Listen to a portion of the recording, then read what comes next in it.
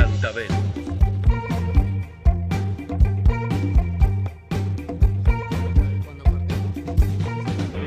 Estamos en comunicación con Nahuel Sosa, coautor del libro Planificación o Dependencia, el desarrollo nacional de la calle al Palacio. ¿Cómo estás, Nahuel? ¿Cómo están? Estamos acá en la mesa con Marcelo, Diego, mi nombre es Pablo, y bueno, lo primero que me surge preguntarte es, bueno, ¿por qué planificación o dependencia? Bueno, el libro lo escribimos junto con Pablo Berkovich por Futurock Ediciones y la idea era más que nada tratar de recuperar el concepto de planificación, no solamente desde una mirada técnica, sino más bien desde una mirada política, sobre todo a partir de rastrear un poco nuestra historia nacional y ver que en muchas situaciones de crisis o de ajuste el pueblo argentino salió planificando, ¿no? Entonces el libro trabaja distintas planificaciones que hubo, tanto desde el campo estatal, por ejemplo, los planes quinquenales de Perón, o los planes de ciencia en su momento del kirchnerismo, pero también otros planes que surgieron por fuera del Estado, como por ejemplo la planificación de la urbanización de las villas, o de barrios vulnerables llevados adelante por los movimientos sociales, sobre todo con la apuesta de plantear una hoja de ruta alternativa al modelo actual que nos propone el gobierno. Bien, Nahuel, yo quiero comentarte dos cosas. Primero, agradecerle a un amigo en común que tenemos, que es Marcelo Nievas, que, bueno, un Un amigo abrazo que grande. quiero mucho. Quiero comentarte, mira, yo hace bastante que lo compré el libro, hoy empecé la segunda relectura y particularmente nosotros, bueno, acá tenemos dos docentes jubilados, pero yo sigo en actividad y esta semana trabajamos justamente con algunas partes del libro. Porque me pareció interesante que hace un diagnóstico muy certero en torno a cómo está el capitalismo financiero. ¿Querés desarrollar un poco más en torno a eso?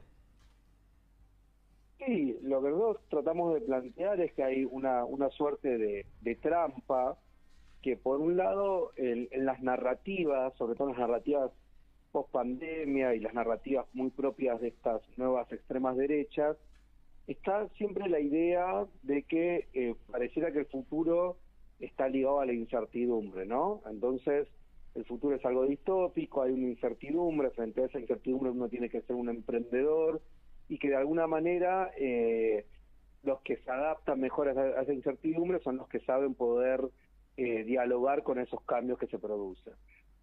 Pero para nosotros hay la paradoja o la trampa es que en realidad el capital siempre planifica, o sea, el capital les exige a los estados que no planifiquen, porque la idea es que si hay un estado que planifica viene a ser una suerte de estatismo, en los términos de Milei podríamos decir de colectivismo, o sea, como que el estado se tiene que limitar solamente a hacer planes para paliar las urgencias, pero cuando uno ve, por ejemplo, a los principales nuevos ricos, ¿no? Digo, Elon Musk, Bill Gates, Mark Zuckerberg, están permanentemente planificando de acá 15, 20, 30 años, ¿no? Entonces, para nosotros ahí hay una paradoja entre un capital financiero que se presenta como caótico, como un poco azaroso, con una idea de permanente cierta idealización hacia la incertidumbre y poder adaptarse a esa incertidumbre, pero en realidad lo que termina sucediendo es que para la mayoría sociales se les promueve la incertidumbre, pero hay una minoría que tiene certeza. Entonces, ese capital planifica y planifica mucho. Por eso para nosotros es interesante decir, bueno, si el capital planifica, los estados, por lo menos los estados que se digan populares, tienen que planificar más que nunca, ¿no? Y que no es cierto la idea de que con el gobierno de Milei el Estado está ausente y se retira. Lo que termina sucediendo es que el Estado adopta los planes del capital financiero. Entonces se vuelve un brazo ejecutor de planes o de una planificación del capital financiero, pero planificación al fin. Entonces, un poco tratar de dar la discusión con esas suertes de narrativas que por lo general plantean, por ejemplo, que en los gobiernos liberales el Estado no existe o se va o está ausente, y en realidad uno dice, no, el Estado existe, tiene una presencia de otra manera. Por ejemplo, tomar deuda es una decisión estatal. Entonces, o definir adaptarse a planes que realicen las potencias, es también una definición estatal. Nos parece que ahí hay un punto, por lo menos, para dar la discusión. Bien, Nahuel, yo te pregunto algo también sobre el título, porque me pareció que no es inocente. Dice el desarrollo nacional de la calle al Palacio. Ujú. ¿Por qué de la calle al Palacio? Bueno, es buena la pregunta que haces. Nosotros nos parece que dentro del campo de las ciencias sociales, en los últimos, desde que asumió Milei, la mayoría de las producciones están muy ligadas a analizar a las nuevas derechas, ¿no? Giran en torno a si es fascismo, no es fascismo, si es un fenómeno local, si es global, lo cual nosotros reivindicamos porque entendemos que no se puede transformar aquello que no se comprende. Pero de alguna manera, si solo nos quedamos en eso, corremos cierto riesgo de volvernos una suerte de derechólogo a las 24 horas, que analizamos muchos a las derechas, pero no ponemos el acento en qué debería ser un proyecto alternativo a estas derechas, ¿no? Entonces, nos parece que esos proyectos alternativos no surgen una vez que son gobiernos, sino que la planificación tiene que surgir desde antes. Y acá hay una idea, volviendo a lo que te decía antes, de no pensar la planificación solo en términos técnicos. Perón decía que la planificación es una obra de arte, ¿no? ¿Y por qué es una obra de arte? Acá me parece que es algo muy interesante, porque cuando los sujetos se la apropian, esa planificación luego la descienden. Ahora, cuando un sujeto, o a los actores sociales, mejor dicho, no se apropian de esa planificación, después de esa planificación quedan los laberintos del mundo burocrático. Por ejemplo, si vos organizás una villa y en esa urbanización formaron parte la comunidad, o por ejemplo, hablamos de ciencia en su momento, cuando se hicieron los planes para repatriar las fugas de cerebros, después del 2001, el programa Raíces, los programas de Argentina 2030 en materia de ciencia. La comunidad científica se los apropió. Por eso después estuvo mucho más dispuesto a defenderlo. Nosotros creemos que hay un error que es no entender que la planificación la hacen solo los actores técnicos y estatales, sino que la planificación tiene que tener una cuota de épica. Porque en tiempos de incertidumbre la planificación es aquello que te muestra una hoja de ruta, un hacia dónde ir. Y cuanto más se apropien de esa planificación los sectores populares, de alguna manera después es más fácil ejecutarla. Porque uno de los grandes problemas que uno se encuentra, yendo a lo concreto, es que vos muchas veces tenés planes que son muy sólidos desde el punto de vista técnico, pero después no se pueden ejecutar porque no hay un diálogo con los actores propios del territorio a los cuales se pretenden involucrarlos, ¿entiendes? Se entiende, se entiende. Eso no quiere decir que uno desvalorice el punto de vista técnico, por supuesto que si uno tiene planes, puede tener planes puede tener mucha voluntad popular de realizar una determinada transformación, pero eso sin dudas tiene que tener un saber técnico. Nosotros lo que decimos es, hay que buscar el punto de intersección entre un saber popular con un saber académico. Nahuel, Marcelo te habla. ¿Qué tal? Gracias por estar. No leí ¿Qué el tal, libro, Marcelo? te estoy escuchando atentamente. Está claro que por lo menos la historia nos dice que la planificación obviamente es sumamente necesaria. El hecho más claro está en nuestro país. Quizás los momentos más recordados tienen que ver con el peronismo de Perón o con los años de Néstor y de Cristina, en donde hubo planificación, y a nivel mundial, qué sé yo, nos guste o no, la Unión Soviética fue un ejemplo de eso, China es un ejemplo de eso. Te quiero preguntar, vuelvo a repetirte, no leí el libro. En el caso específico de Argentina, ¿qué pasó con esos planes que al final luego, no sé, nos queda como esa sensación de que fracasaron? Bueno, en algunos casos no es que fracasaron, sino que fueron exitosos, y eso, claro, y parte del éxito de esos planes es lo que hizo que después haya habido actitudes muy reaccionarias, ¿no? Uno dice, bueno, los planes quinquenales de Perón inmediatamente tuvieron como respuesta lo que sabemos, ¿no? Una historia muy fuerte del antiperonismo, de querer desterrar esa parte con la excusa de que el Estado planificaba la vida de los individuos, cuando incluso vos mencionaste la Unión Soviética, los planes quinquenales de Perón tenían una particularidad, que eran mucho más flexibles que los planes soviéticos. Y aparte, al no tener el esquema de partido único en nuestro país, eran planes que se hacían, por ejemplo, en conjunto con los sindicatos, Claro. en conjunto con lo que se llamaban las organizaciones libres del pueblo, o incluso en términos peronistas uno diría la comunidad organizada, ¿no? Entonces, me parece que un poco el libro lo que trata es de recuperar esa historia rica que tiene nuestro país en materia de lo que nosotros llamamos planificación popular, ¿no? Que una planificación popular justamente es aquella que tiene como norte la justicia social y es aquella que se va haciendo en diálogo entre actores estatales y no estatales. Es aquella que se hace en diálogo entre saberes técnicos con saberes populares. Entonces, la planificación popular no es cualquier planificación, no se trata solo de hacer una buena política pública, sino de decir, bueno, esa política pública se construyó en función de determinadas demandas que tiene una comunidad. Esa comunidad no solo se la escuchó, hay algo que es un error muy típico, que a veces funcionarios con buena leche piensan que planificar solamente es ir a escuchar lo que dicen los vecinos. No se trata de escuchar lo que dicen los vecinos, se trata de que los vecinos sean parte de la planificación. Una cosa es escuchar a un actor social, otra cosa es involucrarlo y que sea parte. Entonces, a partir de esa historia nosotros decimos, bueno, cuando hubo momentos de planificación en nuestro país, el desarrollo nacional tuvo una relevancia, incluso de planes que uno podría no estar de acuerdo en términos ideológicos, pero si uno, por ejemplo, retoma los planes de Pinedo, los planes de Sarmiento, Seguro. por lo menos había una idea de país, un proyecto de país. Lo que a nosotros nos preocupa es que las derechas actuales ni siquiera planifican con un proyecto de país. O sea, no se trata solo de no estar de acuerdo con el proyecto de país, sino que se abandonó la idea de que se planifica en función de un desarrollo nacional. Seguro. Nahuel, te pregunto un poco en relación al libro, pero también desde el punto de vista de, por ahí de tu militancia, digo, de tus ideas personales.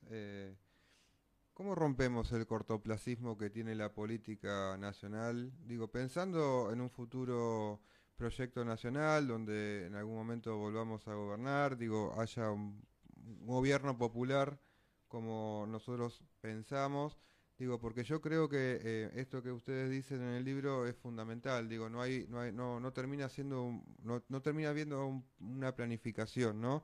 Una planificación que tenga a corto, mediano y largo plazo.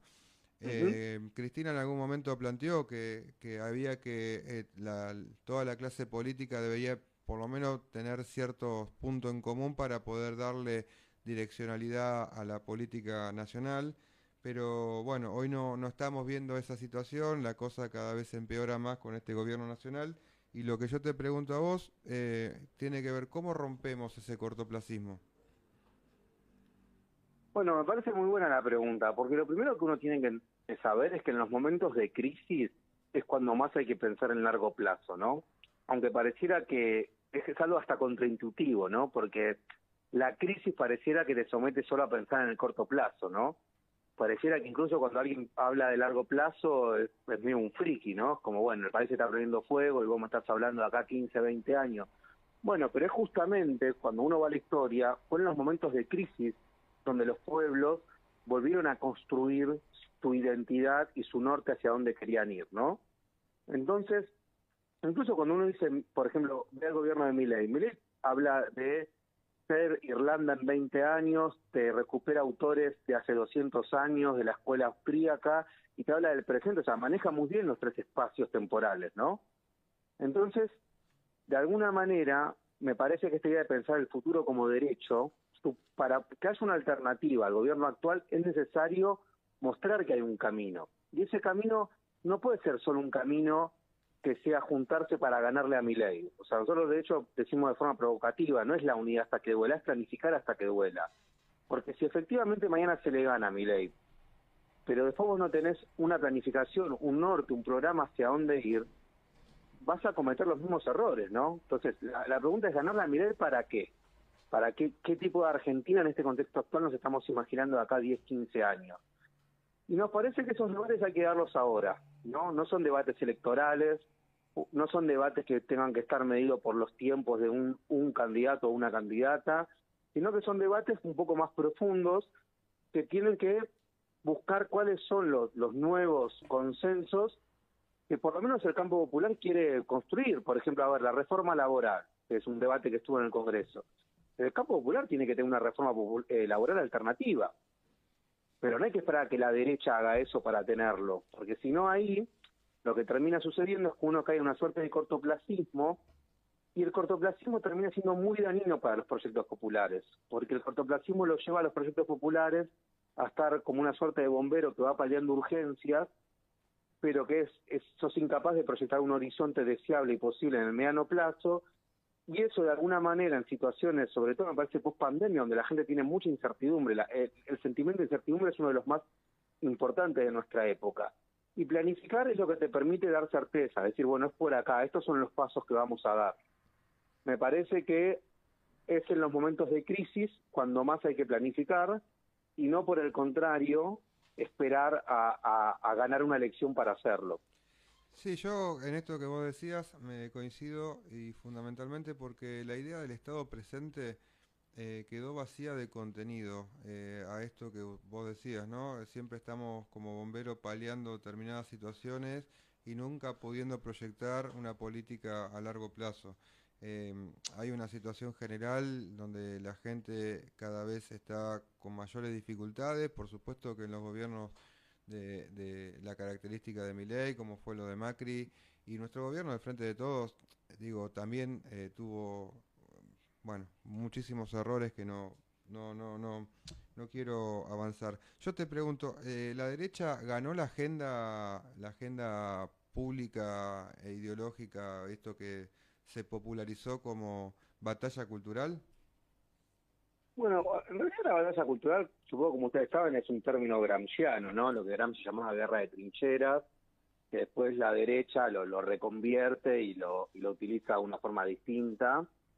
Yo creo que hay que ser un poco más cauto con la idea de que, porque acá hay que diferenciar entre victorias políticas con victorias culturales, ¿no? Una victoria política es una victoria que efectivamente puede ser más de corto plazo, es decir, un gobierno puede ganar una elección y sin embargo no ganar una batalla cultural. Por ejemplo, Macri, cuando ganó políticamente, pero cuando quiso implementar el 2x1 no pudo, ¿no? Las batallas culturales por lo general son de más largo aliento. Yo creo que efectivamente este gobierno ha crecido mucho en su ofensiva, pero no tengo esa mirada tan derrotista como que el gobierno ya ganó la batalla cultural, ¿no? Me parece que la defensa de la universidad pública, los jubilados, hay cosas que todavía nuestro país sigue teniendo una suerte de reserva moral muy importante, ¿no? No quiere decir que no la puedan ganar, lo que quiero decir es, hay una agenda mediática y una agenda política que el gobierno logra capitalizar, pero me parece que es pronto para decir que eso ya es una batalla cultural ganada por parte del oficialismo. Sí, yo no quise decir en realidad que nos ganaron, lo que sí parece es que o pareciera o tendería como que hay una agenda la cual ellos pudieron aglutinar y nosotros todavía no hemos podido por ahí romper con ciertas cuestiones. Ahí Marcelo quería... No, porque pensaba, ¿sabés qué, Nahuel? Por ejemplo, en el tema Malvinas. Uno siempre supuso que el tema Malvinas era algo que unía a todos los partidos políticos y que era una causa prácticamente 100% nacional. Y ya a partir del macrismo en el poder, ¿no? En el gobierno, nos fuimos dando cuenta de que no era tan así. Sí, comparto, Y hoy creo más. que el tema Malvinas, incluso el tema ahora que vamos a cumplir 50 años de la última dictadura Sí. cívico-militar, temas que antes parecían como intocables o que había un gran consenso social, de alguna manera las derechas logran ponerlos en jaque, ¿no? Pero bueno, también volviendo a la historia, no es la primera vez que esto sucede, ¿no? Es decir, no es la primera vez que las derechas, temas que parecían que eran intocables en nuestra historia, se atreven. Me parece que también que el pueblo argentino tiende a tener como esa ambivalencia de que muchas veces esos temas que parecen después vuelven y cobran como fuerza. No sé, pienso, por ejemplo, en la universidad pública, ¿no? Arancelar la universidad pública, la última experiencia fue la del menemismo y la dictadura. Hoy pareciera que Milei con el tema de voucher, después frenó, quiso volver. pero efectivamente me parece que ahí hay un trabajo pedagógico para hacer, sobre todo de parte de las fuerzas políticas opositoras, en especial con los más jóvenes, ¿no? De decir, bueno, cómo se construye. Yo creo que gran parte de las derechas suelen tender a borrar la historia de los pueblos, las memorias, ¿no? Entonces quedan como memorias muy indefinidas, ¿no? El problema son los 80 años del peronismo, que todos sabemos que eso no tiene ningún tipo de validez empírica, pero es efectivo desde el punto de vista del relato, del discurso, ¿no? Sí. Creo que ahí es lo que uno tiene que contrarrestar, recuperando un poco muchas veces estas historias que quedan como en un segundo lugar. Bueno, estamos hablando con Nahuel Sosa, autor de Planificación o Dependencia, el Desarrollo Nacional de la Calle del Palacio. Y yo te hago una última pregunta de mi parte, Nahuel, y tiene que ver, ¿por qué es importante leer tu libro? El libro que escribiste junto a Pablo Berkovich.